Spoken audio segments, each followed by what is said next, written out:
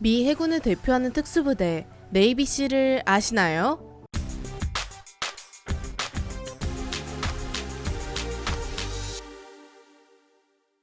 안녕하세요, 지식스토리입니다. 이번에는 미 해군을 대표하는 네이비실에 대해 알아볼 텐데요.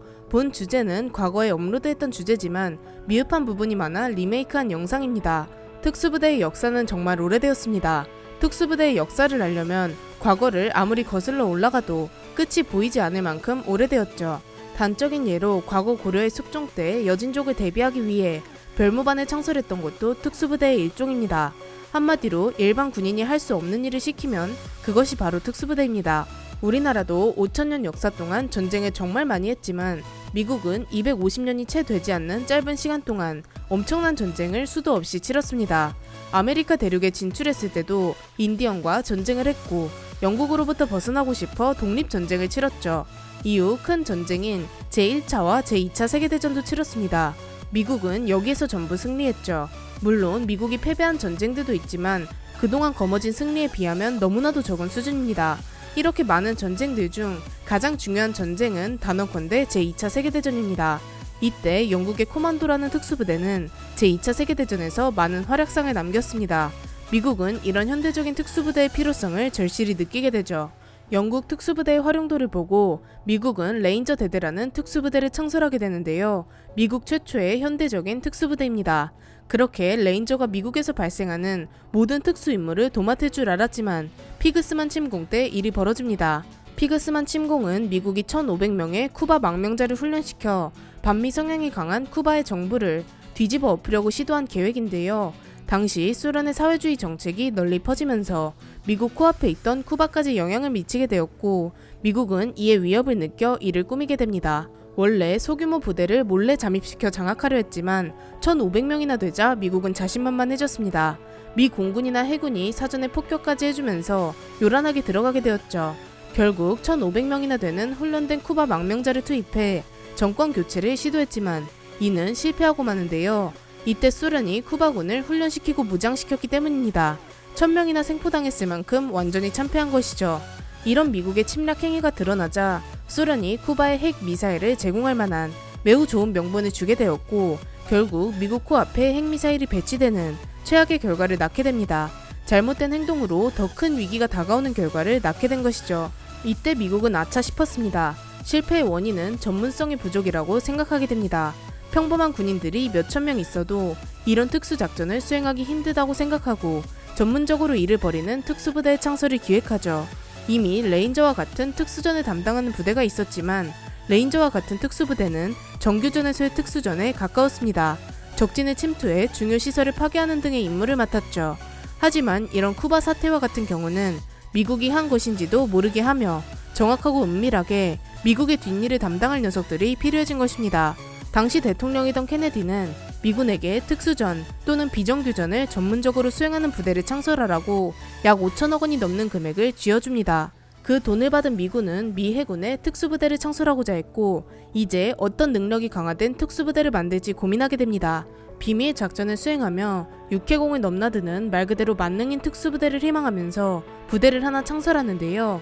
창설할 때 미 해군은 과거 제2차 세계대전 당시 존재했던 NCDU, UDT, 스카우트 앤 레이더와 같은 부대들을 기반으로 인원을 구성했습니다. 여기서도 인재들만 차출해서 새로 만든 것이죠. 해당 부대들은 과거 전쟁 당시 특수 임무를 부여받은 미군의 부대들이라고 보시면 될 것 같습니다. 이 중에서 이름이 꽤나 유명한 UDT는 세계의 많은 특수부대의 근원이 되었는데요. 6.25 전쟁에 참여하여 수중으로 북한을 침투해서 요인을 암살하거나 기뢰를 제거하고 다리, 터널 등을 폭파해 적군의 이동 경로를 차단하는 등 지대한 공을 세운 부대입니다. 그렇게 1962년 1월 1일 딱 2개의 팀이 창설됩니다. 여기서 팀이란 8개의 소대가 포함된 것인데요. 한 개 소대 안에는 약 30명의 대원들이 있습니다. 소대마다 상이하지만 평균적으로 그렇죠. 즉 500명이 채 되지 않는 규모의 부대였습니다. 이렇게 탄생한 부대의 이름은 C이었는데요. 물개라고 해석되는 단어이지만 SE는 바다, A는 하늘, L은 땅, 즉 육해공 어디든지 작전을 할 수 있는 만능 부대라는 것입니다. 해군에서 운용되었으니 해군이라는 단어인 네이비가 붙어 전체 이름은 네이비실이라고 불리게 된 것이죠. 500명에게 5천억이라는 돈을 투자했으니 미국이 얼마나 특수부대에 대한 열망이 컸는지 알 수 있습니다. 100만 명이 넘는 미군의 규모에 비하면 500이라는 인원은 극소수였고, 이 극소수의 인원들은 지금까지 정말 많은 활약을 해왔습니다. 네이비실이 유명해진 계기는 바로 베트남전이었는데요. 베트콩이 출몰하던 하천 등에 매복하고 있다가 주요 인사를 사살하는 등의 임무를 수행했고, 중요시설 폭파 등의 임무를 맡아 성공적으로 수행했습니다. 이런 활약상은 당연히 모든 미군을 통해 퍼져나갔죠. 당시만 해도 네이비실은 존재 자체가 비밀이었지만 UDT라는 부대 말고 어떤 대단한 부대가 베트콩을 쓸어버리고 다닌다더라 라고 소문이 난 것입니다. 베트콩들은 네이비실의 공격 방식에 겁을 제대로 먹어 녹색 얼굴의 악마라고 불렀습니다. 이전에 설명했듯 UDT보다 뛰어난 인원들이 모여있기 때문에 UDT보다 훨씬 많은 활약을 하는 것은 어찌 보면 당연했습니다. 이런 활약을 했던 네이비실은 매스컴을 통해서도 퍼져나가 네이비실이 급격하게 유명해지게 됩니다. 미국의 군부는 네이비실의 활약을 지켜보고 대만족을 하게 되는데요. UDT의 병력 전부를 1983년 네이비실로 통합하게 되면서 엄청나게 대규모 부대로 변화하게 됩니다. 이들은 베트남전에서만 활약한 것이 아닙니다. 이렇게 네이비실이 개편된 이후에 그레나다 침공과 파나마 침공에서도 큰 활약을 했는데요. 가장 먼저 적진에 침투해 요인 암살 등의 임무를 맡고 후속 부대의 진입 경로를 마련해주는 역할을 했죠. 덕분에 미군이 속 편하게 작전을 수행했습니다. 굳은 일은 모두 네이비실이 도맡았으니 말이죠. 이후 발생한 걸프전에서도 네이비실은 맹활약을 했습니다.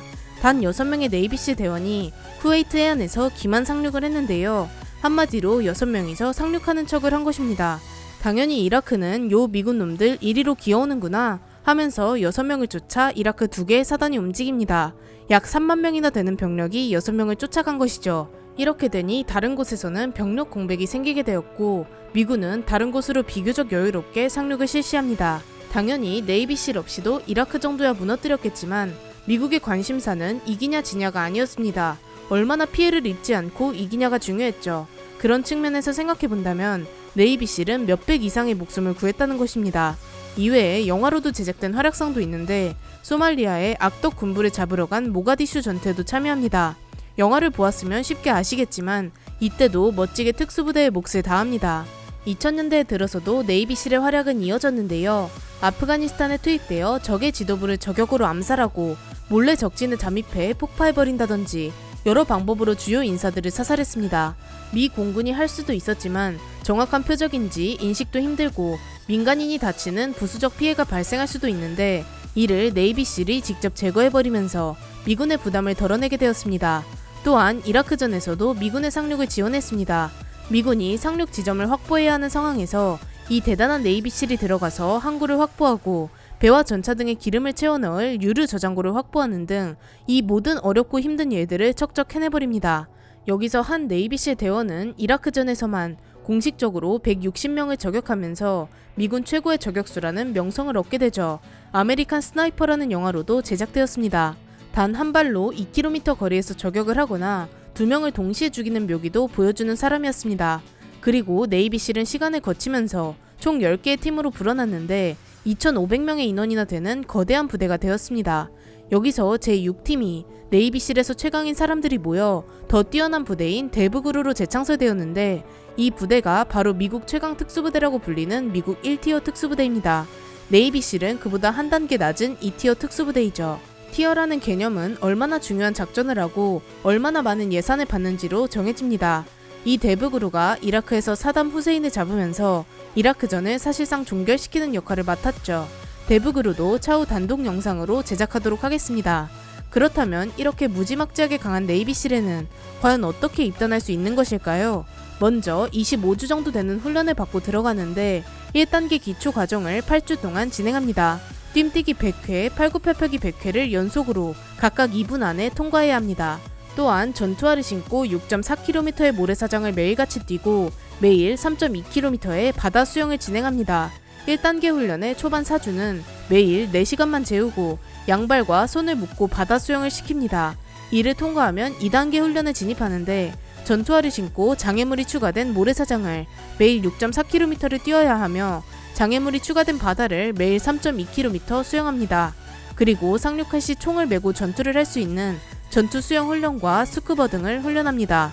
여기도 무사히 통과한다면 3단계로 진입하는데 수중폭파, 지상폭파 훈련, 정찰 임무 훈련, 생존 훈련 등을 받게 됩니다. 그리고 마지막 지옥주 훈련이 있습니다. 극한의 고통을 받게 하는 것이죠. 일주일 동안 당연히 잠도 재워주지 않고 밥도 제대로 안 주며 사람을 죽기 직전까지 몰아넣습니다. 그렇다면 정신적으로 패닉에 빠지는 등 사람들이 혼란을 겪게 되는데요. 이것을 잘 버텨내는 것이 매우 중요하다고 여기는 것이죠. 이 지옥주 과정은 우리나라 특수부대 UDTC에도 네이비실의 영향을 받아 적용되어 있다고 합니다. 3단계 중에 단 한 개의 훈련이라도 통과하지 못한다면 바로 탈락하게 되는데요.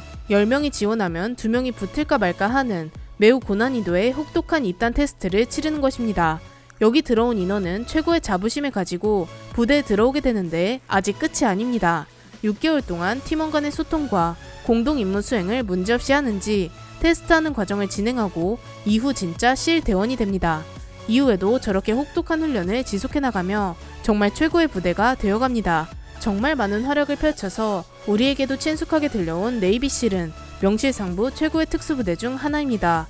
훈련 과정을 이야기할 때 예상하신 분들도 있겠지만 우리나라의 UDTC 특수부대도 바로 이 네이비실을 모티브로 창설된 자랑스러운 부대입니다.